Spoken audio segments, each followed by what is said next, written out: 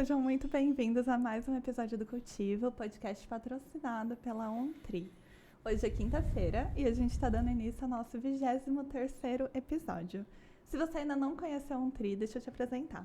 A gente está falando de uma plataforma de retroalimentação de conhecimento para psicólogos e psicólogas de todo o Brasil. Aqui a gente aprende junto, fortalece a prática clínica com responsabilidade e ainda tem troca de experiências a partir de cursos, grupos de estudos, entre muitas outras opções. Hoje a gente vai estar dando início, né, a um movimento que vocês vão estar acompanhando também junto com a gente, além da abertura dos temas para o podcast, a uma nova fase, talvez uma fase de transição até o final do ano, em que a Cultivo vai se transformar um pouquinho, mas ao decorrer do episódio a gente vai contando direitinho para vocês o que está acontecendo. Hoje a gente vai ter um tema um tanto quanto diferente. E para me acompanhar nessa conversa, vocês já conhecem o meu co-host aqui do programa, o Rafael Diniz, vai estar sendo o entrevistado do dia. Então, tudo bem, Rafa? E aí, Raíssa, tudo bem? Eu tô tão acostumado a ficar sentado daquele lado da mesa que tá diferente pra mim hoje, né? É um lugar meio diferente, um lugar talvez um pouco intimidador, não sei. Hoje a gente tá na posição de conversar um com o outro, né? Eu acho que vai ser uma experiência gostosa e muito provavelmente muito diferente daquilo que rolou até então, né? É verdade, né? Muito produtiva também. E eu acho que é até interessante a gente falar que como a conversa até hoje rodou entre vínculos, entre relacionamentos, eu acho que é interessante também a gente trazer a possibilidade do que acontece quando se ocorre a ruptura, né? E pensando nisso, o tema do nosso episódio de hoje é justamente sobre a infidelidade nas relações amorosas, né? Por que as pessoas traem? O que geralmente acontece? Para onde que ronda? Mas antes da gente dar início, se aprofundar um pouquinho melhor nesse tema com a ajuda do Rafa, vou fazer a perguntinha clássica agora para ele. Rafa, quem é você na fila da terapia? Essa pergunta dá spoiler pra continuação, com né? certeza. Até o final do episódio o pessoal vai saber, né? Vocês vão entender. Olha, quem é o Rafael? Eu já tô na psicologia, eu não gosto muito de fazer essa conta, mas eu acho que no ano que eu entrei foi 2011, então já são 14, 15 anos de psicologia. Uhum. Quando eu tinha que escolher de fato uma profissão, nunca teve uma outra opção. Lógico, tinha aquelas profissões, sonhos de criança, né? Ser goleiro. Eu já até sonhei em ser peão de rodeio. Você jura? Juro. É a coisa mais aleatória, assim, do mundo. Mas quando eu era criança, eu gostava. Ouvia um som, aquelas na época da fita ainda, né? Colocava no rádio. Eu gostava muito desse tipo de coisa. E foi um primeiro sonho, assim, que, como outros, eu já quis ser policial. O ser goleiro durou mais tempo, mas... O ser goleiro foi um pouco mais prático, né, da vivência. Mas aí eu não fiquei na altura adequada, né, pra se tornar um goleiro. E aí eu tive que escolher uma outra coisa, e quando eu tinha que pensar em uma questão, assim, sempre foi psicologia, sabe? Pra ser sincero, eu não sei muito bem o porquê, assim, sabe? Eu acho que a ideia de ter um trabalho onde a gente trabalha conversando, eu acho, olha a visão que eu tinha, né? que era uma coisa relativamente, na minha cabeça, tranquila, sim, né? Sim. Era uma ideia. E óbvio, né? Eu acho que quem também vai pra psicologia tem aquele quesinho de tentar se entender, né? Entender como funciona. São pessoas que geralmente pensam muito sobre a vida, né? Então a psicologia foi um encontro, assim, quase que perfeito. Eu entrei não sabendo muito o que era, me surpreendi muito no curso e acho que me surpreendi positivamente. Lógico, entrei com aquele clichê, né? Não, vou entrar na psicologia, aí se vou sair de lá sabendo todas as respostas sobre tudo, né? Com certeza, né? A gente vai muito atrás disso. Não que a gente não tenha uma noção muito boa, né? Mas respostas sobre a vida, a gente fica muito mais com questionamentos que respostas prontas, sabe? E foi essa a minha experiência com a psico. Eu gostei do curso, sempre quis fazer clínica, né? Você sempre quis? Sempre. Mesmo? Eu acho até interessante que agora eu vejo os alunos conversando e falando de outras áreas. Eu pensei, nossa, que legal, né? Porque na minha época, assim, a gente foi acho que a primeira ou segunda turma do curso da Unicep, e todo mundo que estava ali, em sua maioria, né, queria fazer clínica. E as outras áreas, para ser sincero, da psicologia, eu conheci no próprio curso. Não sabia que existia RH, psicologia hospitalar e tudo. Na verdade, onde tem pessoas, dá para ter psicologia, né? Com certeza, escola, tudo. E eu fui descobrindo isso dentro do curso, mas a parte, né, clínica foi sempre o que mais me chamou a atenção. Até porque eu gostava muito da forma com que era retratada a psicologia nos filmes também, né? Tinha um pouco aquela coisa enigmática. Lógico, quase sempre os psicólogos dos filmes são antiéticos, né? Totalmente. Em sua maioria não tem um psicólogo ético ali que trabalha de acordo com aquilo que realmente acontece, né? Mas sempre me chamou muita atenção, sabe? Aí dentro do curso eu acho que foi só uma consequência, relacionamentos amorosos. Eu sempre Lógico, acho que tem um quesinho de pessoal nisso, né? Tudo que a gente estuda, eu acho que são áreas que teoricamente a gente tem um pouco de dificuldade de busca entender, até para praticar, não só na própria vida, ou ajudar pessoas também. Mas eu sempre acreditei, assim, que, tipo, se a gente tivesse uma vida amorosa, familiar, né? Que eu acho que são temas que andam ali grudadinhos, relativamente ok, assim, acho que a gente ganha uma potência pro mundo, pra vida, pro trabalho, pros outros campos, muito significativa, sabe? E depois eu fui descobrir também, né, que pensando em clínica, nós somos abarrotados, né, por casos de relacionamento o tempo todo, né? Então, eu acho é um dos temas que mais chega. Nossa, é o que mais mesmo, chega, né? Tava até conversando com uma colega já, de cada 3 pessoas que eu atendo, sei lá, 2 tem alguma questão relacionada a amor, né? Vínculos de maneira geral. E família, né? Que também pega muito. E esse era um primeiro eixo. Eu não sou muito apegado a um tema muito específico, então eu sempre gostei do eixo família e casal, porque ele pode ir para vários lados, né? Não precisa ciúme, enfim, outras constituições. E, na verdade, a infidelidade surgiu, eu acho que foi meio por acaso, assim, sabe? No último ano eu queria estudar ciúme. O que eu percebi? Que ciúme é amplamente estudado já, né? Então já tinha uma questão ali muito forte de ter muitos estudos. Isso não que isso seja um problema, mas era uma área muito conquistada, digamos assim, né? O que facilita também quando a gente está fazendo pesquisa, artigo, tudo, né? Mas, de fato, né? E aí, nesse último ano, entrou uma professora que fala pra mim que ela é um grande divisor de águas na minha vida, a professora Edilane, né? Edilane Scabella, ela não tá mais no curso, ela saiu, acompanha a vida dela, teve um filho recentemente, né? E ela estudava infidelidade, sabe? E eu com essa coisa de família e casal, acho que esse é o tema, assim, sabe? Acabou casando. Acabou casando. Não tinha pensado dessa forma, né? E foi isso que a gente fez. Inicialmente a gente pensou em infidelidade, como a infidelidade também é um tema amplamente estudado, não em contexto nacional, né, mas fora é amplamente estudado. A gente pensou em um tema diferente, que na época era a infidelidade na internet, sabe? É mesmo? Que eu acho que era não lembro ao certo se eram os primórdios da rede social, mas eu queria entender que tipo de comportamento que as pessoas tinham ali nesse meio virtual que poderia ser compreendido como infidelidade ou que geraria algum tipo de frisson, assim, nas relações, sabe? E essa foi minha primeira experiência com o tema. E da Edilane, ela me indicou a professora que foi minha orientadora, né? Ela faleceu 2 anos atrás, a Maria Alves, né? Saudosa Maria Alves. E ela me apresentou, eu fui no mestrado e segui com esse tema e pretendo seguir, né? Para um futuro doutorado aí, a questão da fidelidade amorosa. É um tema que eu acho que dá, como a gente vai ver hoje, dá para ir para vários lados, né, Raíssa? Dá mesmo. E é um tema também muito presente na clínica, né? Querendo ou não, uma hora ou outra a gente acaba vivendo, ou escutando, ou acolhendo esse tipo de sofrimento, tanto por parte daquele que passou, né, por algum motivo, seu namorado, a pessoa que estava junto ficou com uma outra pessoa, ou até ele mesmo, né, acabou se enveredando, tendo algum caso nesse sentido. Mas acho que esse é um pouquinho da minha história, não vou me estender muito, porque senão fica muito longo, assim, sabe?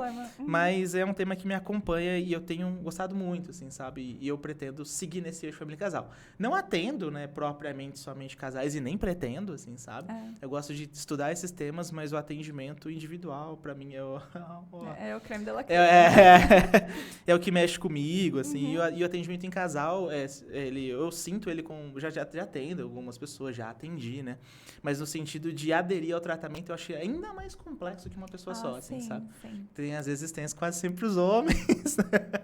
Resistem à terapia, então, querendo ou não, ele é uma transferência com 2 pessoas, e fica um pouco mais complexo nesse sentido de aderir. Mas é lindo, assim, é um trabalho lindo, é ver o vínculo se instalando ali na sua frente, né? E você ali acompanhando, vendo essas cenas. Às vezes é difícil também, que essas pessoas às vezes até brigam na nossa frente, né? Não, é bem desafiador. Mas é interessante que eu vejo na terapia de casal, assim, uma oportunidade desses casais começarem a criar um espaço, né?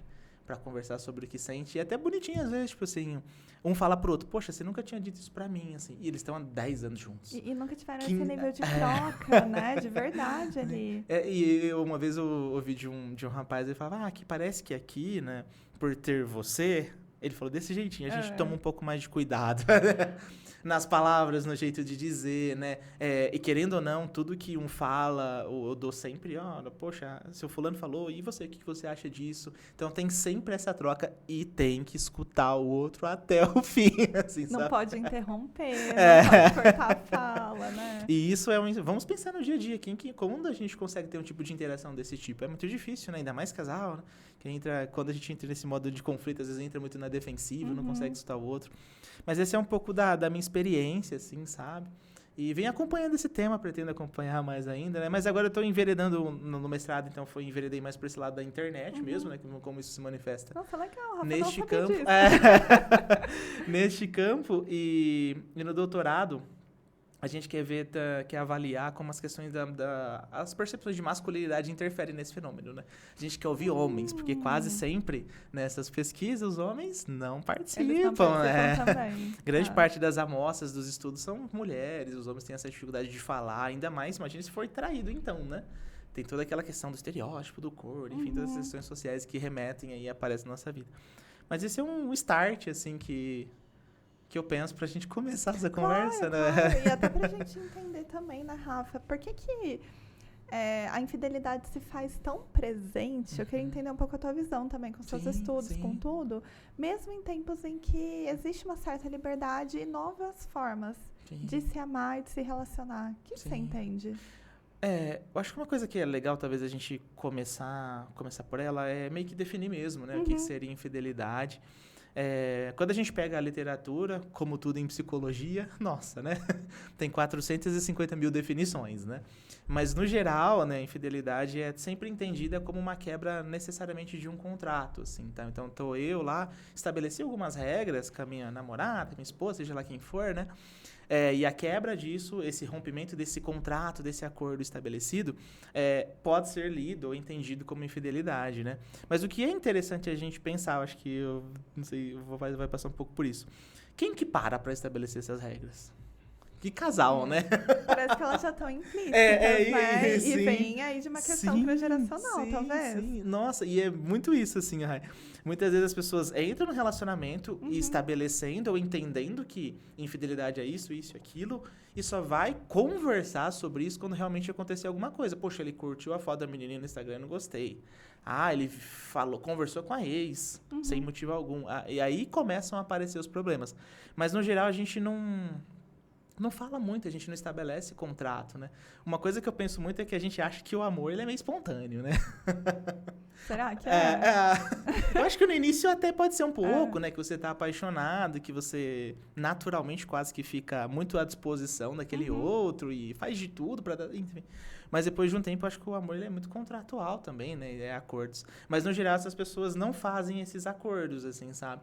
E aí que eu acho que talvez mora um pouco, né, dessa questão dessa resposta. E é muito interessante também nessa questão que eu não lembro propriamente qual que era a pesquisa que falou isso, mas uma vez perguntaram para as pessoas o que você gostaria de ter no seu relacionamento? Amor ou fidelidade? A maioria respondeu fidelidade, né? Porque era mais importante para eles encontrar uma pessoa fiel do que propriamente ter a certeza. Porque no fundo a gente não tem certeza de nada, né? E mostra o quanto que a fidelidade ela é esperada, estimada, mas, por outro lado, muito pouco conversada, assim, sabe? Eu acho que talvez more um pouco nesses ruídos, né? Desse não falar sobre a sexualidade, o que é fidelidade pra mim, o que é pra você, e cai muito nessa coisa vamos indo, né? Quando der algum tipo de problema. Tanto que a terapia, né? Eu acho que entra muito nesse lugar também, principalmente de casal, de rever esse contrato, né? Porque esse contrato de fato, precisa ser revisto de tempos em tempos, né? Lógico, num relacionamento onde as pessoas permanecem por mais tempo. E pelo menos é isso que me vem assim à cabeça a priori, sabe? E às vezes eu sinto também, né, as pessoas um pouco fechadas, né? Lógico, pode ser um grupo específico que eu atendo, pode ser de uma determinada classe social, pode ter determinado grupo de experiências sociais também, mas as pessoas são muito pouco fechadas para essa questão de novas configurações, Você né? jura mesmo? Eu percebo isso da galera mais jovem, assim, isso já é muito mais tranquilo, até as próprias não monogamias mesmo já vem crescendo, essa ideia de negociar, de construir um contrato. que sirva pra você e que não seja tão implícito assim, né? Mas eu acho que tem um pouco de dificuldade e abertura mesmo, né? Eu acho que, não sei, eu sei que se você percebe isso também nas pessoas que você atende, né? Mas acho que, não sei, eu percebo muito neles uma questão muito tradicional ainda, né? Tipo, mãe, pai, filhinhos, essa é a configuração, isso é família. E o resto, não que não pode ser, mas eu tenho um pouquinho de dificuldade de entender, de como eu me posiciono ali, né? Qual que é o meu papel ali dentro, né? Porque, querendo ou não, essa tradição são papéis muito bem demarcados, né? Não tô dizendo que é bom ou ruim, né? Sim, sim. Às vezes é até Só mais... é conhecido, É, né? Só é sim. mais familiar. E às vezes gera sofrimento, tanto sofrimento também quanto com outro tipo de certeza. configuração, né? Mas acho que tem um pouca abertura, assim mesmo, sabe? Pra essas questões, pra conversar. É difícil falar sobre isso, né? Não, e é Nossa. importante, porque eu acho que quando a gente traz essa possibilidade, inclusive, de falar sobre as formas de se relacionar, né? E essa abertura também para as Sim. relações abertas que estão dentro da não monogamia, Sim, né? sim. O poliamor. Essa questão das regras, das conversas, eu acho que vem para um ponto muito importante. Que bacana que você começou hoje falando sobre isso, porque, de fato, né? Nas relações possivelmente heterossexuais, né? Sim. Monogâmicas, geralmente não existe essa conversa do que é, o que não é. Ou se tem, é porque já teve histórico. É. Né? Em relacionamentos anteriores. Tá O que a gente cismado, né? define, o que a gente não define. Sim. Né? Eu até queria entender também, Rafa, tem alguma diferença entre infidelidade e traição? Ou é a mesma coisa? Como que eu vou dizer? Academicamente falando, são termos relacionados à mesma questão, assim, sabe? São literalmente... Tanto que quando a gente vai fazer buscas, né, pra encontrar artigos, a gente tem que literalmente variar os termos. Porque a infidelidade, você acha, por incrível que pareça, é o termo mais usual, mas a gente não encontra tanto artigo. Então a gente tem que colocar traição. Tem outras palavras correlatas também, que agora não está me vendo à cabeça, mas não tem nenhuma grande diferença, assim, é mais questão de terminologia mesmo, sabe? Mas, pelo menos onde eu li, né, as coisas que eu fui encontrando, né, por esse caminho. Mas tinha alguma outra coisa que me veio na cabeça que eu acabei perdendo a ideia agora. Mas não tem nenhuma grande diferença nesse sentido, assim, sabe? O que é ser infiel, Rafa? Porque, assim, dá pra gente ver pelo lado do... É um ato sexual? É mentir? Ou é desejar algo fora, puramente? A gente vai por um outro ponto, assim, algo que não tá ali no meio. Nossa, é interessante você ter perguntado isso, que me trouxe a memória, né? Na primeira fase, digamos assim, de pesquisas mais tradicionais de infidelidade, só era infidelidade se tivesse literalmente um contato físico. Entendi. Né? Então, só era infidelidade se eu de fato me encontrasse com outra pessoa, se de fato eu beijasse, transasse, se ela tivesse algo nesse sentido. Mas foi se percebendo, né, que obviamente que esse tipo de critério não dava conta da maioria das experiências das pessoas, né?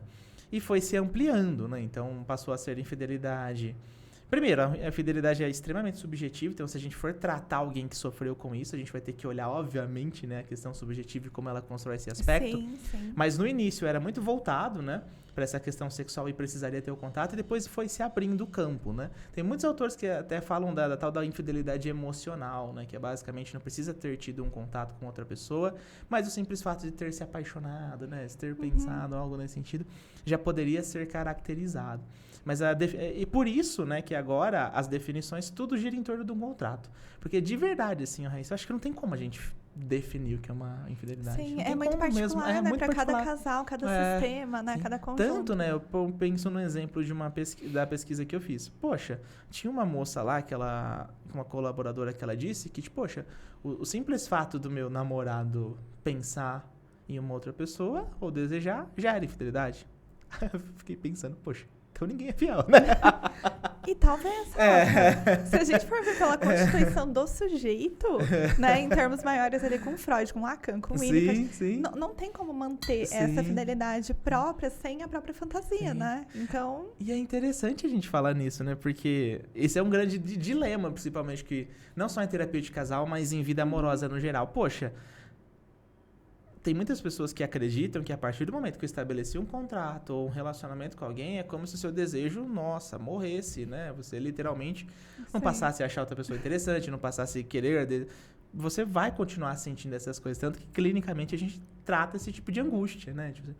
Lógico que entre pensar, imaginar, fantasiar e de fato ter um encontro, tem uma distância, né? Tem uma distância ali muito grande. Mas nesse sentido, se a gente for parar pra pensar, a infidelidade, ela pode estar em todos os campos, literalmente, assim, sabe? Então a gente pode entender que toda relação carrega a possibilidade de uma infidelidade. Nesse sentido, sim. É. Nesse sentido, sim. E foi até legal você ter caído nesse campo da prevalência, né? Lógico, se você jogar no Google lá, qual é a porcentagem de taxa de fidelidade, vai aparecer um número, não me lembro qual é, pra ser sincero. Aham.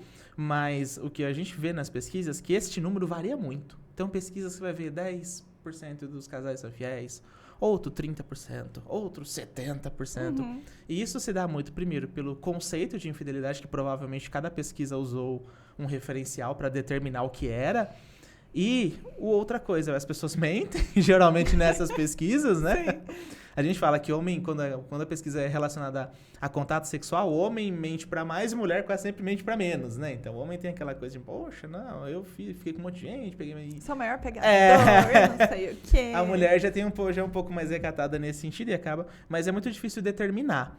Mas é altamente prevalente, assim, sabe? Eu tenho uma antropóloga brasileira, Miriam Goldenberg. Ela tem 2 livros que são importantes. Um deles é o Infiel. É um livro muito bonitinho. Bonitinho, eu falo... Bonitinho. Bonitinho no sentido que... Como eu estudo? Eu falo, quem estuda psicologia, toda a experiência humana é extremamente interessante. Então é um livro muito interessante nesse sentido, porque tem vários estudos de casos, e vários trechos, assim, de histórias dos mais diversos tipos de infidelidade. Esse livro Infiel e o Porque Homens e Mulheres Traem, que é o outro livro dela também. Mas tem uma parte... Essa é dela? Porque Homens e Mulheres Traem. Tem a capinha, eu lembro até da capinha eu dele. lembro Assim. dele. Eu acho que eu já li na época da faculdade. É dela também. Mas tem uma parte lá que ela é um pouco triste, até. Triste que eu falo no sentido que... Não é muito esperançoso, talvez, mas a psicologia já não costuma ser tanto, né? Não aqui nessa linha. A gente perde um pouco da nossa ingenuidade, né, na Sim. psico. Mas ela fala que é muito mais provável nós encontrarmos uma pessoa que em algum momento da vida foi infiel do que quem nunca tenha sido. Então é me marcou muito essa frase, porque tanto que eu repito ela em todos os lugares que eu vou falar desse tema, sabe? Mas não tem, assim, mas a prevalência é altíssima, sabe? Mas eu vou falar uma porcentagem, porque não tem onde problema. você for buscar, o número vai ser diferente, mas grande parte dos relacionamentos, em algum momento, né, passa por isso, assim, sabe? E é isso. Eu acho que faz a gente pensar mesmo, Rafa, porque... Assim, a gente tá falando de um grande tabu. A gente até chegou aqui falando, mano, o tema é polêmico, A gente né? fica segurando, escolhendo as palavras Sei com cuidado, lá como né? é que vai falar disso, vai gerar gatilho, né? Porque sim. tem tudo isso junto. Mas eu acho que vai pra muitos campos mesmo, porque sendo um tabu, não é todo mundo que dá conta de conversar sobre isso. E talvez até de ouvir, né? Ouvir aqui o episódio, talvez digerir, porque são temas um pouco indigestos. Sim. Como assim eu tô, sei lá... Às vezes eu tô na Pindaíba, vou ouvir alguém aqui, procurei no Spotify, traição, piriri. Achei aqui o Rafael Diniz falando sobre ele, me diz que é uma coisa comum? Como que eu devo lidar? Como que eu devo elaborar com isso, né? E aí eu acho que vai pra muitos lugares também, Rafa, até pra gente pensar dos motivos, sabe? Dos porquês, porque é até um negócio que eu falo muito com os meus pacientes, né? Numa situação de muita impotência, o primeiro lugar que a gente faz, a primeira coisa que a gente faz é tentar encontrar o ponto de controle. Sim. Um ponto de apoio. Então, que parte minha tem responsabilidade nisso? E às vezes não tem, necessariamente. Pode ter partes simbólicas, partes intrínsecas ali do sistema do relacionamento, mas é a impotência puríssima ali do que aconteceu. Né? E aí, acho que faz a gente se questionar. Será que a infidelidade acontece numa relação porque a relação... tá mal, ou pode ter outros fatores, pode ter outros motivos, inclusive, do que falta na gente, que às vezes o agente não é quem tá sendo traído, é quem traiu. Sim. Como é que você enxerga isso? Nossa. Pergunta complexa, né? Esse tema dá pra gente, só falando dos motivos, a gente passou uma hora aqui conversando, né? E grande parte das pesquisas vai justamente atrás disso, né? Então, porque, poxa, a gente precisa responder para as pessoas por que os outros traem, né? Sim. Mas, no geral, o motivo mais apontado é a insatisfação com a relação. O motivo mais apontado que eu falo assim, se você chegar e perguntar pra pessoa, hoje, por que você traiu? Eu tava insatisfeito. É a resposta mais, digamos, automática, assim, no geral, né? Então, a insatisfação com o relacionamento tem sido a resposta mais apontada. Tem algumas pesquisas que vão dizer que homens é pela questão da variedade sexual. Eu também acho uma resposta muito automática e muito, até um pouco clichê, né? Talvez não pensada, não elaborada, né? Não sei. Eu também acho... Sabe um pouco mais, pensa um pouco sabe mais. assim, eu preciso responder uma coisa pra falar isso, sabe? E é curioso que também tem umas pesquisas que apontam que a grande parte das mulheres trairiam como também, acredito que seja uma das respostas mais automáticas, né? Por vingança. Vingança no sentido que quase sempre a infidelidade feminina é muito produto de uma infidelidade anterior do homem. Então né? é como se fosse uma resposta, não um desejo declarado. Isso. Tá. Pelo menos essas são as respostas mais comuns, assim, Tá. sabe? Mas por ser um campo muito tabu, a gente tem que olhar para elas com certo cuidado, assim, sabe? Porque talvez é aquela coisa que tão socialmente vai se falando, insatisfação no relacionamento, que você vai reproduzindo isso nas pesquisas, sabe? Mas é interessante pensar nessa questão dos motivos, e uma coisa aí que você citou, né? É uma coisa que a gente talvez deva deixar muito bem claro, principalmente para quem acabou, enfim, sendo traído, passando por uma questão nessa no relacionamento, que a grande questão da infidelidade é a diferença, assim, sabe? Então, muitas vezes a pessoa vai buscar uma outra pessoa, não porque é melhor ou pior, acho que é até difícil classificar pessoas, né? Porque qual é a nossa tendência quando eu tô sendo traído? Primeiro, a pessoa sofre pra caramba, né? Uma das situações, assim, que mexe muito com a autoestima, né? Acho que a gente pode até se debruçar um pouco mais nisso. Mas, no geral, né? Pensando nessa questão, tem essa questão da autoestima, então, que a pessoa acaba sendo afetada. Tá falando da diferença. A cabeça vai lá na frente e não volta, né? Não sei, super entendo. Então a grande questão é a diferença. Então, o que não tá, teoricamente eu não estou encontrando momentaneamente naquele relacionamento, eu acabo talvez buscando em uma outra pessoa. Eu dou a ênfase momentaneamente porque às vezes é justamente isso que acontece, assim, sabe?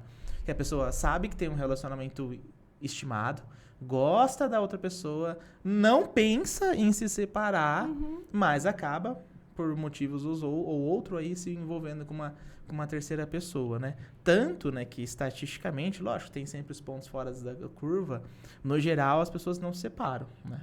Então elas vão mantendo esses terceiros, vamos colocar assim, né? E mantém outro relacionamento estabelecido assim. Mas lembrei do que eu tava falando. Então essa pessoa quase sempre tem essa tendência, né? Tipo, eu devo ter feito alguma coisa, eu sou pior que a outra pessoa. E na verdade, gente, é muito mais sobre o outro, literalmente, assim, do que propriamente você. Assim, o que falta em você, né? Porque é um lugar até que a gente às vezes visita, né? Quando você passa por algo assim, ou até nos atendimentos, né? Quando a gente vai acolhendo essas situações, tanto para quem traiu quanto para quem foi traído, né? Que é esse lugar quase do preferido, né? Da preferida ou da preterida, né? Da que foi deixada de lado, né? E vem um pouco para esse triângulo da coisa. Peraí, eu não tô ali no topo, eu não fui escolhida. Talvez deixei de ser desejada, né? E pode pegar em pontos muito, muito delicados do porquê, o que me faltou, o que aconteceu ali para algo desse tipo estar acontecendo. E aí, pelo que você está contando, na real, uma grande parte, então, das traições acontece não por falta de amor, né? No relacionamento, mas talvez por ocasião, tipo, a ocasião faz o ladrão, é um pouco também, isso. Tem da ocasião, tem alguns fatores de risco, né? Geralmente pessoas... os fatores de risco, conta. Tem algumas pessoas que têm algum cargo de liderança, são mais propensas a trair. Pessoas que passam muito tempo longe do parceiro, ou trabalham viajando, tem coisas nesse sentido, são mais propensas, tô dizendo que vai, né? São mais propensas a trair também.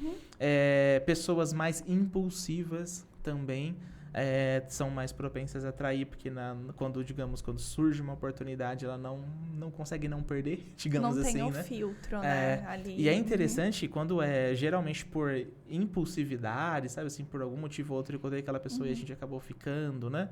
Não tô deixando de responsabilizá-la, não é isso, né? Mas, no geral, elas tendem a se culpar depois, sabe assim, poxa, olha o que eu fiz, né? Tipo, falhei, acabei...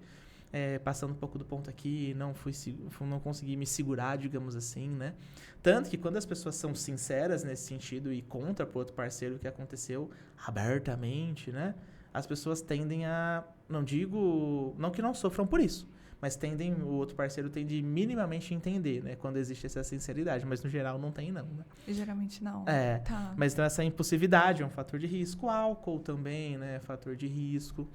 E tem uma outra questão, né, que é muito presente, que é basicamente a incompatibilidade entre os casais, assim, sabe? Porque tem pessoas que talvez percebam que existe uma incompatibilidade muito grande entre essas pessoas, por algum motivo ou outro, elas querem ficar juntas. Eu falo por um motivo ou outro que as pessoas acham que a gente namora ou fica com alguém necessariamente ou somente por amor, né?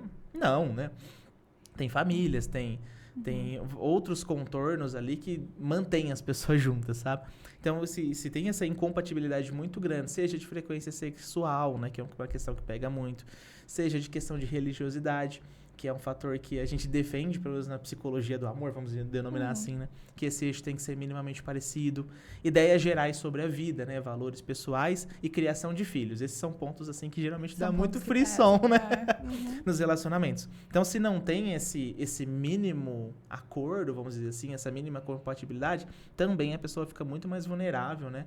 Atrair, né? Até porque, quando não tem muito essa compatibilidade, a questão do desejo mesmo, até do próprio tesão mesmo, vai se esvaindo, vai se perdendo um pouco pelo caminho aí, né? Entendi. E é interessante também, isso que eu tenho algum dado que me veio à cabeça, grande parte dessas infidelidades é entre o 2º e 5º ano, assim, das relações, né?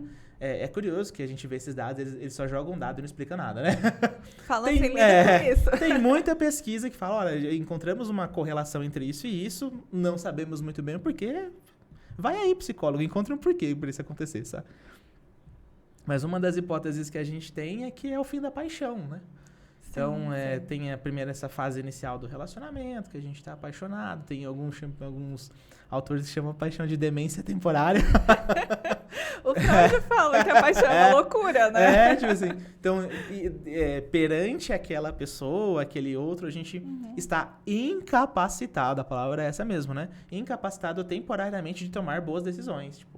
No sentido de que o outro talvez pode fazer coisas que você não gosta, pode te tripudiar, e você vai, se você estiver realmente apaixonado, você não vai perceber, né?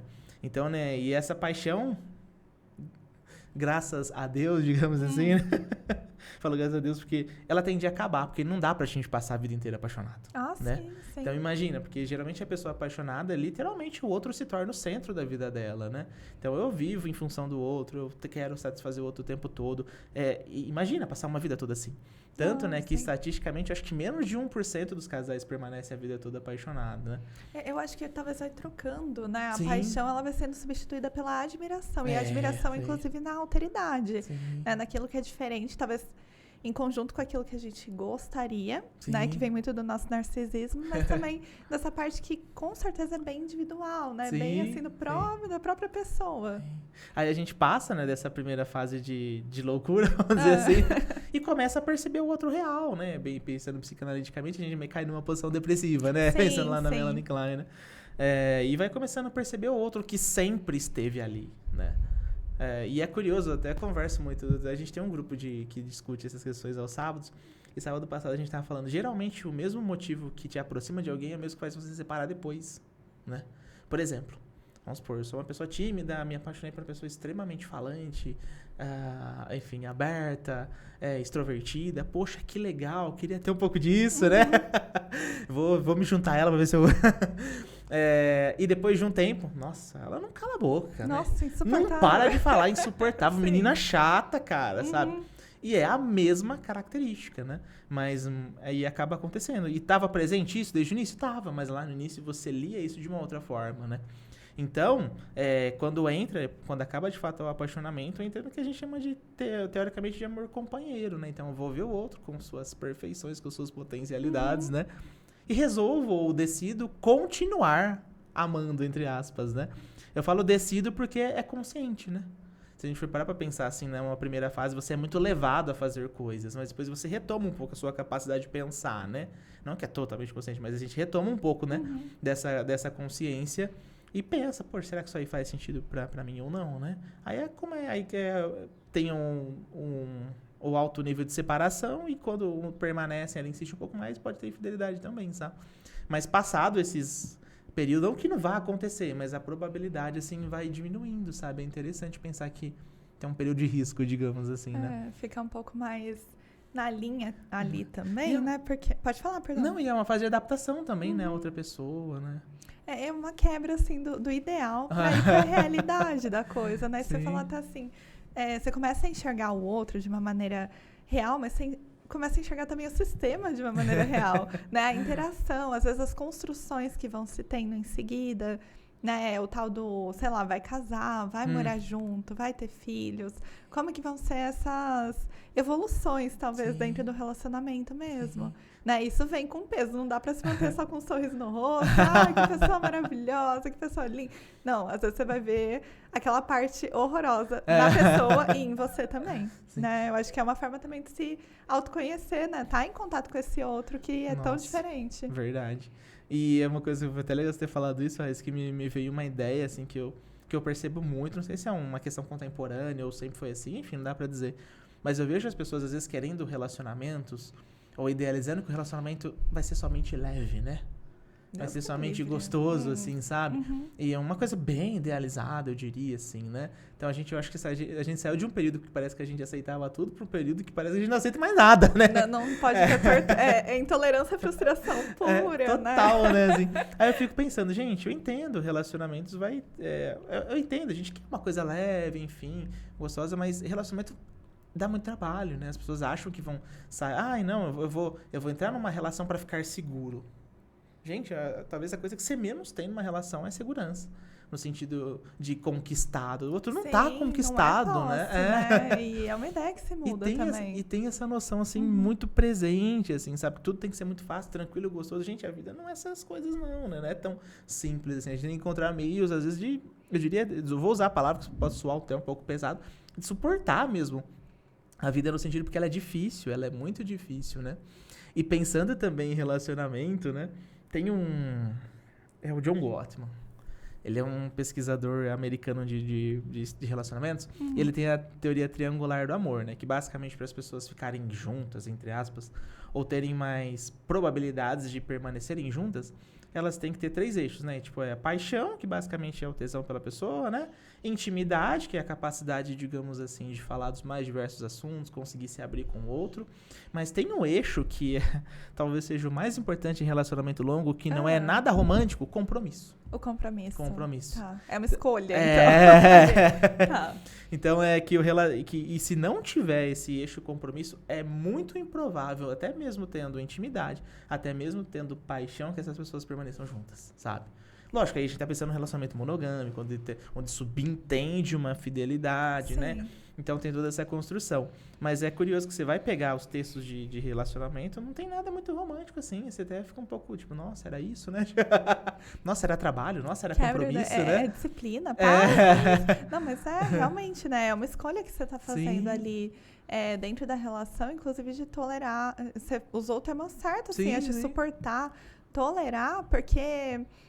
você lida com coisas muito diferentes, né? Uma nova cultura. Assim, dentro das relações que existe a bigamia, por exemplo, né? São 2. Mas existe uma outra cultura de uma outra família que está ali também sendo atravessada, né? E vai influenciar possivelmente, inclusive até um dos pontos.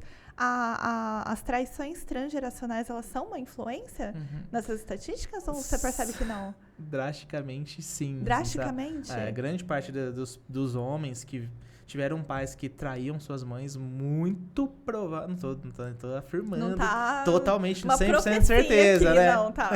Mas existe uma tendência, né? Eu lembro que eu fazia estágio com um professor na época que ele falava muito dessa. Use a palavra tendência, assim, sabe? Porque você tá dizendo que pode caminhar por esse lado, mas não é uma certeza absoluta, né?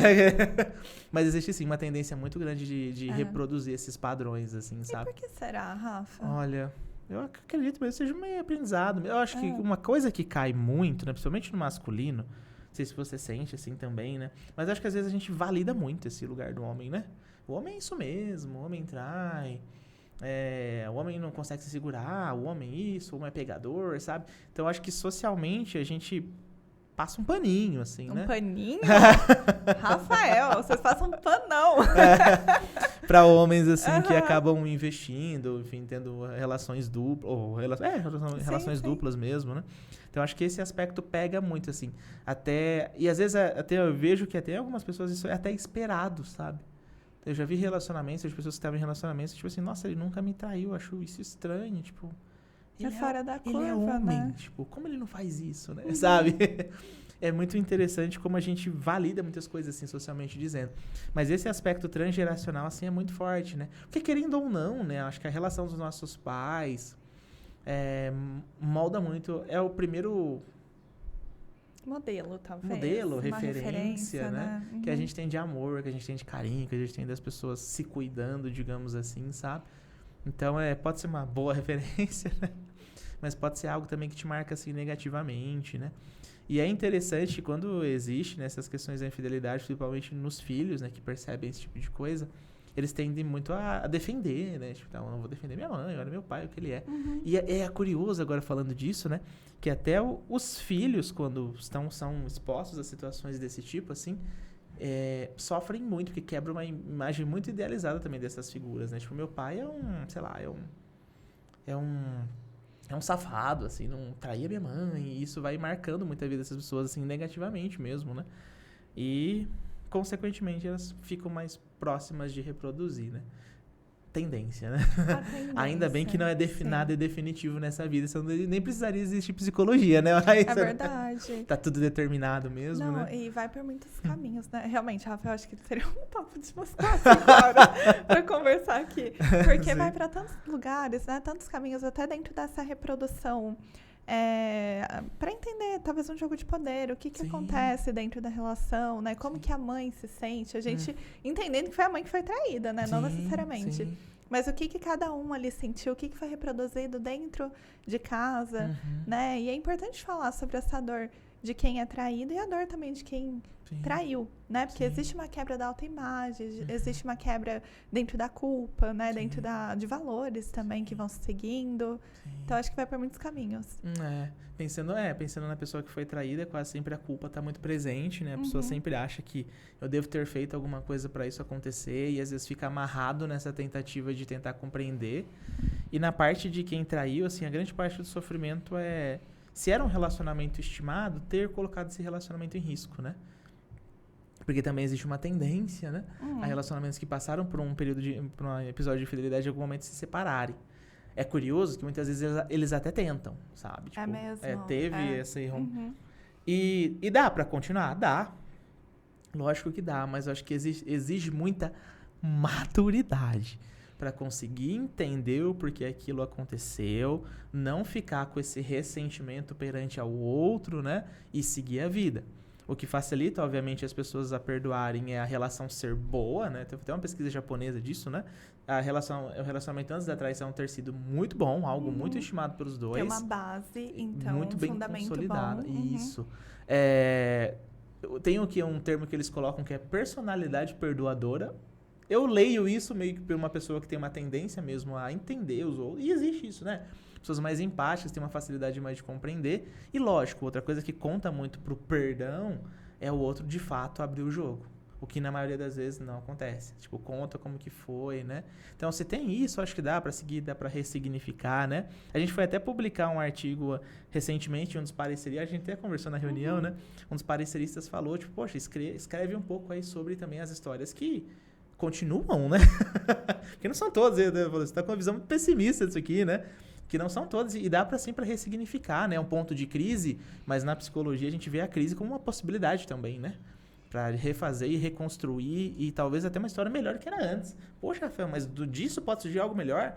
Se bem conduzido, com muito cuidado, com esse nível de maturidade, eu acho que sim.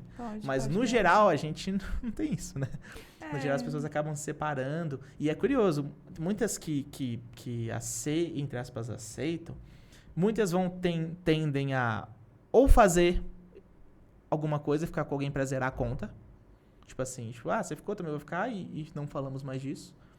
Ou não faz nada e toda vez que tem um conflito, volta naquilo, mas você me traiu e usa isso como trunfo pra ter algum tipo de ganho ali na relação, sabe? Isso também tá muito presente, mas no geral, depois de um tempo vai se desgastando. Até porque, já ouvi muitos relatos desse tipo. Depois que a pessoa sabe que o outro traiu, ela fica fantasiando muitas coisas também, né? Tipo assim, poxa, será que ele foi em tal lugar? Que jeito será que eles transaram? Que lugar que eles foram?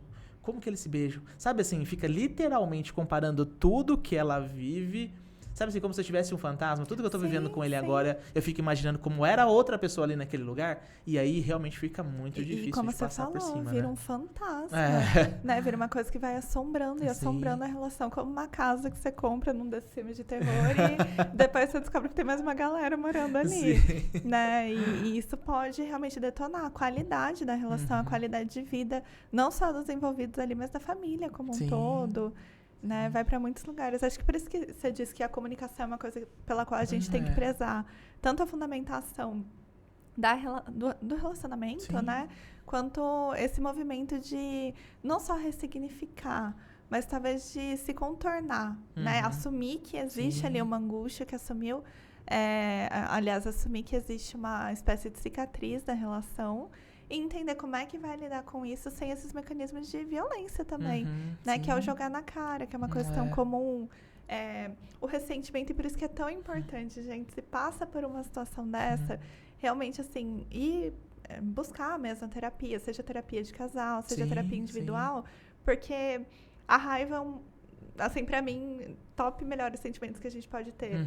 Leva a gente pra lugares maravilhosos, mas quando a gente não consegue lidar com ela, não consegue ouvir o que ela tem pra dizer e talvez acolher de fato, ela pode ir pra um caminho autodestrutivo pesadíssimo mesmo. Né? E aí acho que aqui a gente tá falando do caminho do desejo. Né? Até tinha comentado com você, né, que tem aquele rolê do Freud. Aquele rolê do Freud, né? Chama livro, tá bom? Chama livro. Mas o Freud, ele fala, né, que o desejo é por si só infiel. Porque ele precisa ir para um lugar em que ele transgride. Né? Em que ele consegue se deslocar. Então, a partir do momento que ele consegue, talvez... se preencher por completo, ele procura um novo ponto, né? E um novo ponto, um novo ponto. E talvez a gente tá falando de um lugar em que a segurança, a naturalidade, talvez até a certeza vai embora, né? E o que a gente faz com isso? Para onde que a gente caminha? Quando talvez a gente está falando de pontos de insuficiência de desejo, né? Acho que eu tinha até comentado com você também, dentro da reunião, mas naqueles movimentos, que tem eu acho que é uma fábula, né, do Platão, que é com o Aristófanes, que é um personagem dele. Eu acho que chama O Banquete, essa. E aí ele fala, né, que o homem, no seu formato original, ele era esférico. Então, ele tinha 4 braços, 4 pernas, uma cabeça, né, com 2 faces. E ele estava ali em convivência, né, com os deuses do Olimpo também. Só que ele começou a ficar extremamente vaidoso. Ele começou a ir por um caminho em que ele se achava mais deus do que os próprios deuses. Nossa. E isso como um movimento dos homens mesmo. É uma fábula, tá? Não foi assim que aconteceu. E aí dizem as más línguas que Zeus decidiu que, na verdade, ele ia cortar esses homens. Esses homens também poderiam ser duplamente femininos, duplamente masculinos ou andrógenos, né? Mas ele iria cortar. E ia fazer o seguinte, a gente vai fazer a costura no umbigo de vocês, né? Vocês teriam 2 bracinhos, 2 pernas, uma cabeça que estaria voltada para cima, para se voltar aos Zeus.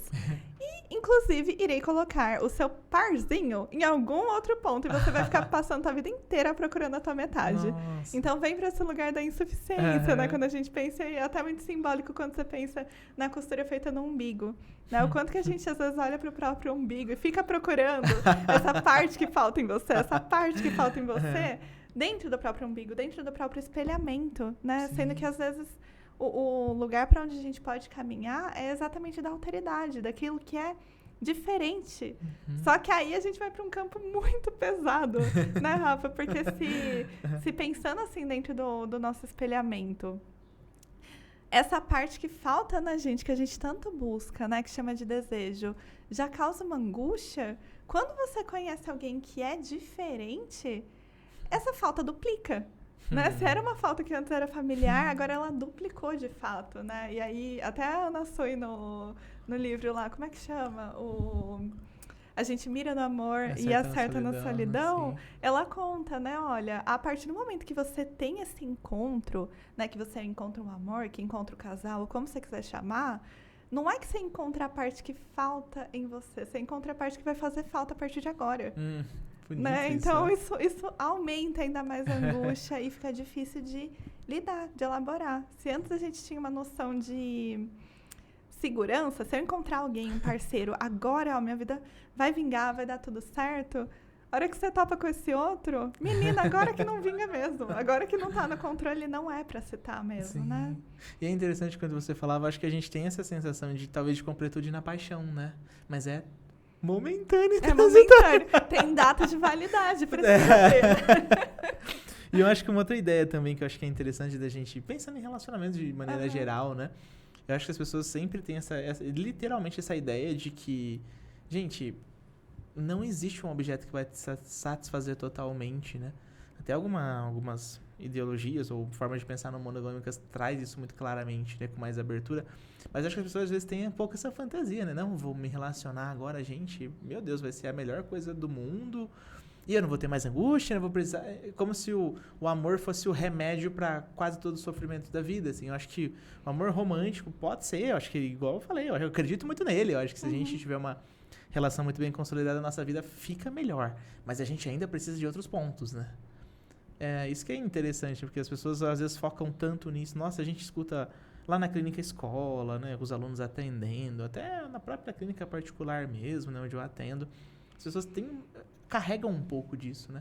Acho que a gente idealiza muito o amor também, né? Ah, idealiza. No sentido de que, poxa, agora me falaram que agora que eu tô me relacionando, poxa, a vida vai virar um grande mar de algodão doce, assim, sabe? E não vira, sabe? A gente descobre que falta, né? A gente descobre que aquela pessoa não é algo que me completa, assim, quase que matematicamente. Eu tenho que buscar em outros lugares, em amizades, no trabalho, e até em outras pessoas mesmo, né? Essa questão. Mas o que eu acho bonito disso aí é aceitar a busca, né? A busca, de fato, ela é a de eterna.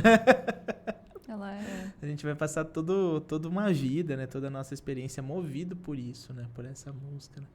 E é interessante, né? Pensando em busca, pensando na de eterno, esses dias eu vi, pensando, nem sei se tem a ver, mas me veio essa ideia na cabeça, né? É que eu não lembro onde eu li. Não lembro quem era o autor, mas ele trazia a ideia de que as pessoas se separam quando elas perdem a capacidade de se reinventar dentro da relação, né? Então exige criatividade, né? E exige também aceitar a transitoriedade do relacionamento, né? Porque, sei lá, se eu começo a namorar, sei lá, com 15 anos e agora estou com 35 com a mesma pessoa, vocês não são mais a mesma pessoa, né? Ah, com certeza. Então, o grande desafio é que vocês vão continuar mudando, vocês vão continuar se desenvolvendo. E nesses desenvolvimentos, a relação vai precisar de rearranjos, assim, sabe? Que eu escuto muito na clínica com os casais, tipo, eles ficam muito presos o que era lá no início. Gente, aquilo acabou, sabe? Até porque possivelmente era uma outra fase, uma fase de formação, ainda pré-30. Sim, Tá se formando ainda, imagina. Aquilo acabou, aquilo foi uma fase da relação, tipo assim, como se precisasse, sabe assim, manter aquele brilho, encantamento, tesão, da paixão pra sempre. Gente, é muito difícil isso. O amor, ele vai ganhando contornos e às vezes a maturidade não contempla esse tipo de característica, muitas vezes, né? E eu percebo muito isso, assim, nos casais, quase que um luto nossa, eu queria muito ser aquilo que a gente era no passado. Talvez não vai ser mesmo, assim, sabe? Talvez hoje vocês sejam outra coisa e dá pra ser outra coisa tão bom quanto, ou até melhor, assim, sabe? Mas me pego muito, né, ouvindo essas pessoas querendo se separar, querendo romper, porque não era como antes. Lógico, se não tiver nada ali mais que te segure, faz sentido mesmo romper. Mas que a mesma relação tem várias caras, digamos assim, né? Tem vários takes, né? Várias temporadas, né? Digamos em qual temporada você tá da tua série, né? Do teu relacionamento, da tua vida? Quais personagens estão envolvidos? Né? O que tá acontecendo? E exige, assim, um manejo, uma resiliência. E eu não sei, eu penso que até um certo grau de humildade mesmo, né? De você aceitar que a vida e ela precisa ser muito orgânica. Mas a gente tem essa... sei lá, eu penso que não é só um desejo, mas é quase um colinho no controle, né? A gente tem um colo nesse lugar de coisas estáticas, coisas que estão lá e permanecerão lá. Sim. Imagina, as coisas não acontecem dessa maneira, mas a gente ainda tem essa esperança. Sim. Né? Fica tendo e tentando entender, né? O que se faz com isso? Com essa esse envelhecer também da vida, Sim, dos sim. relacionamentos, né? Sim, e é legal que eu vejo muito isso na psicologia, né? Acho que o grande sentido da vida é o movimento, né? É verdade. É literalmente assim, continuar caminhando, continuar se reinventando, né? No relacionamento, encontrar o que naquela fase talvez seja interessante pro casal, né? Porque é uma busca mesmo, uma descoberta, e é um processo que nunca termina, né? O outro nunca está totalmente conquistado, né? Digamos E assim, nem né? estará, né? É Sim. parte da liberdade mesmo, inclusive nas novas formas também, se a gente parar para Sim. pensar de traições, né? Que são o pessoal chama de micro-cheatings, né? Que Ah, são as sim. micro-traições Sim. por redes sociais, por DM, por curtida, por mensagens que agora ficam apagadas, né? O terrorzinho de todo mundo ali.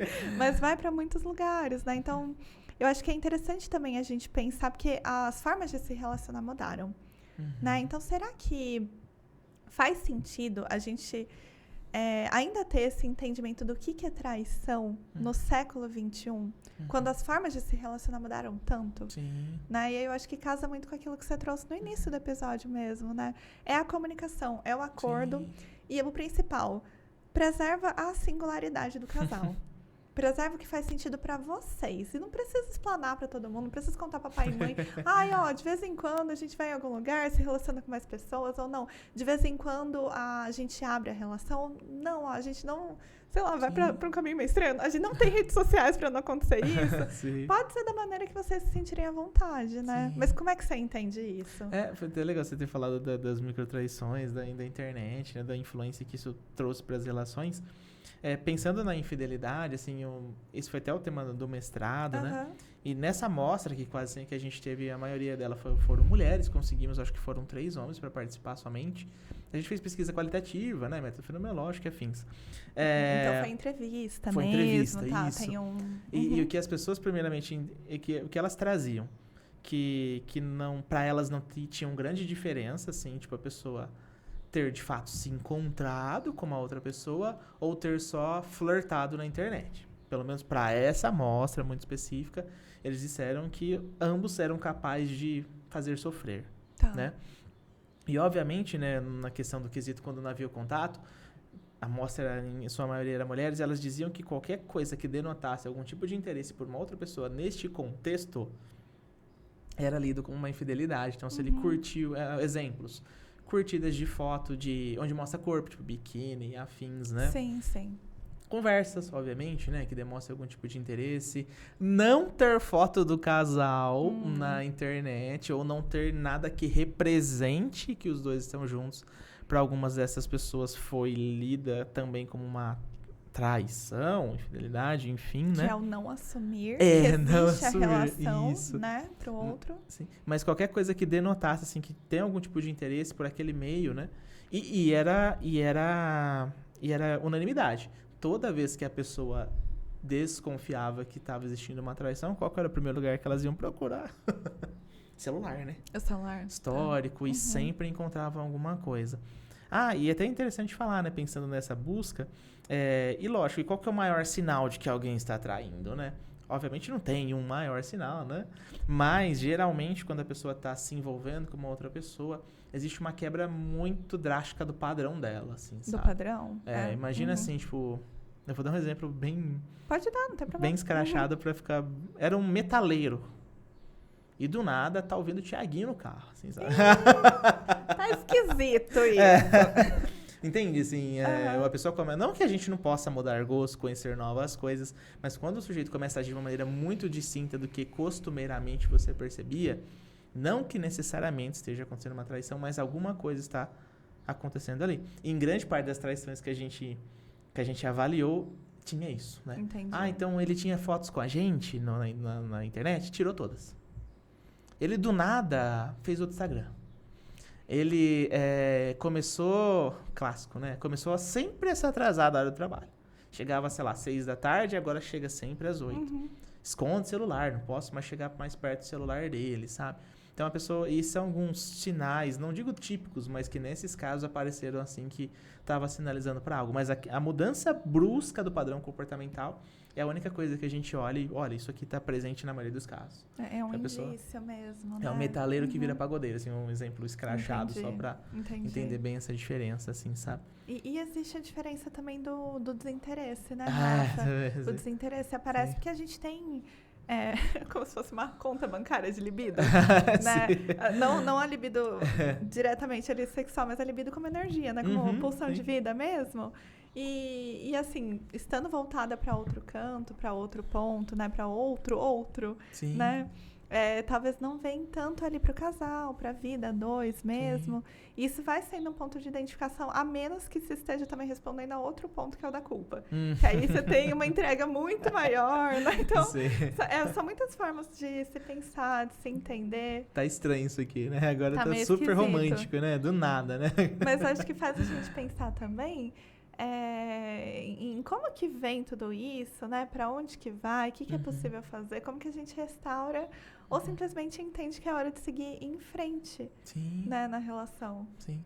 Olha, eu acho que isso é muito pessoal, assim, sabe? Mas eu acho que isso é uma relação que, igual os estudos japoneses colocam, né? Fazia sentido para você antes, assim, sabe? Eu acho que vale a pena conversar, tentar entender o porquê isso aconteceu, como que estava a história naquele momento, né? Onde a infidelidade aconteceu, por que o outro fez isso. Se tiver essa abertura, eu acho que dá para restaurar, né? Até a própria terapia de casal mesmo, né? Eu acho que ajuda demais, a própria terapia pessoal, sim, né? Sim. Mas eu acho que essas são algumas artimanhas que a gente pode usar nesse momento, mas não é fácil, assim, sabe? É muito dolorido, assim, sabe? Acho que essa questão do ser trocado, né? Lógico, as pessoas lidam melhor com isso, mas no geral a gente tem não sei, parece uma certa ânsia, assim, de ser exclusivo, sabe? Então, quando isso acontece, mexe muito com a gente e caramba, por que não? Por que eu, né? Porque essa pessoa, teoricamente, a gente viu que não, né? Por que essa pessoa é melhor que eu? Então, buscar entender isso e é possível. E lógico, eu acho que também só dá pra seguir se você percebe que realmente ficou no passado, assim. Se aquilo fica voltando com muita constância, toda briga que tem você volta neste ponto, eu acho que é melhor seguir também, sabe? Construir uma nova história, porque às vezes é difícil, né? Somente... Tem um livro que eu gosto muito, que é do Adam Phillips, que é o Desistir, né? Sobre o desistir. Nossa, aquele livro é fantástico, assim. Mesmo? Mas eu falo para ler em doses homeopáticas que ele fala diretamente com a gente, né? Então tem que ler assim, com calma. E o primeiro capítulo... É tipo episódio de This Is Us, né? 1, 2 no máximo, que o negócio é brabo mesmo. Mas eu gosto desse livro porque ele quebra um pouco essa lógica, porque socialmente desistir... Como assim você vai desistir, Raíssa? Insiste mais. Poxa, se esse desejo existe em você, vai lá e ele olha para a desistência com mais naturalidade e principalmente para a abertura de novas portas, assim, sabe? É aquele clichê, né? Para novas coisas nascer, algumas precisam morrer ou precisam ter cortes de ciclos aí, né? E a gente olha para as relações também com esse olhar mais de ciclo também. Lógico, tem pessoas que passam a vida toda juntos, mas estatisticamente não é assim que costuma ser, assim, sabe? E se passa que tipo de vida? Sim. Que qualidade de vida. E acho que faz muito sentido. Fiquei até curiosa sobre o livro, porque... Ele é muito bom. Eu acho que tem muita coragem em desistir, sabe? Sim. Existe muita coragem em abrir mão mesmo. Sim. E entender que... Até por respeito àquela pessoa e respeito à história que se tiveram, né? E a relação, às vezes, é o momento de seguir em frente. Mas aí daria um outro episódio, porque realmente a gente estaria falando do quanto, assim, às vezes é difícil o seguir, o abrir mão, né? Dentro do não ser escolhido ou ser escolhido, porque... No seu abrir mão, existe a possibilidade do outro ser feliz sem você. E aí a gente volta para aquela questão das relações de poder, né? De tudo. Sim. Então, é muita coisa pro jogo, muita coisa mesmo. Sim. A gente tem mais tempo? Não, nossa, agora que eu olhei ali, já estamos com um tempinho. Já. Rafa, agradeço muito sua presença hoje. Tem algo mais que você gostaria de trazer? Algo que você gostaria de falar? Eu acho que é melhor a gente ir parando por aqui, mas senão vai estender demais. Tá tranquilo. Mas eu fiquei muito feliz em poder falar disso, que é um tema que eu realmente aprecio, gosto demais de falar e discutir. E quem sabe na próxima temporada, né? Próxima temporada. A gente volta com algo parecido, né? Você quer trazer algo também, Rafa, pra falar da próxima temporada, como que vai ser? Inclusive, a próxima temporada seria no ano que vem, mas a gente ainda tem alguns episódios pra esse ano com um novo formato, um novo modelo, inclusive um novo nome, né? A partir da semana que vem, a gente vai estar aqui substituindo a Cultiva motivo pelo podcast Na Fila da Terapia. Seguindo a nossa perguntinha clássica do início, em que a gente vai receber, para além de psicólogos, também outros profissionais, mas a ideia é expandir um pouquinho o olhar, mas ainda assim trazer o mundo da psicologia como um todo, né? Eu tô muito feliz com essa nova fase. Você deu spoiler a temporada inteira sem saber, né, Raíssa? É verdade. Ó, quem observou já tava ali, será que é? Será que não é? Mas acho que cabe ressaltar, né, que na próxima temporada também a gente vai continuar recebendo as pessoas que vão fazer parte da Untri. Teremos nossos convidados também, né, Raíssa? E a gente vai seguir também com essa questão temática, né, que os últimos encontros foi nesse formato, né? Eu acho que tem dado muito certo, tem gostado demais. Muito tá gostando? Bom. Eu tô adorando. E acho que vai muito para esse lugar também, né, Rafa? Da gente ter possibilidades mesmo, né? A gente expandir um pouquinho aqui a ideia do próprio... Eu tô procurando a câmera. Da gente expandir a ideia do próprio podcast também. E essa ideia dos temas, né? Que chegou aí por diversas sugestões, tanto da galerinha da Untri quanto de fora. Eu acho que agregou muito e conseguiu dar uma pontualidade aí para as nossas conversas também, sem tirar o brilho de cada psicólogo que acompanha a gente, né? Nossa, é verdade, eles foram fundamentais para construir, né? E vai continuar, e continuarão sendo, né? Na verdade, continuarão, com certeza. Fazer os encontros para mim é muito rico, poder conversar coisas. Tenho aprendido muito, assim, sabe? Que tem sido literalmente uma escola esses encontros. Agradeço o pessoal da Untri, agradeço você também por estar aqui, né? E, obviamente, por todas as pessoas que já estiveram e estarão, né? Estarão ainda, e às vezes estarão de novo, né? Depender ali do interesse. A gente pode estar recebendo, não tem problema, né? Sim. Bom, pessoal, hoje a gente fica por aqui e eu aguardo vocês na semana que vem, agora, para mais um episódio do Na Fila da Terapia. Aguardo vocês. Tchau, tchau!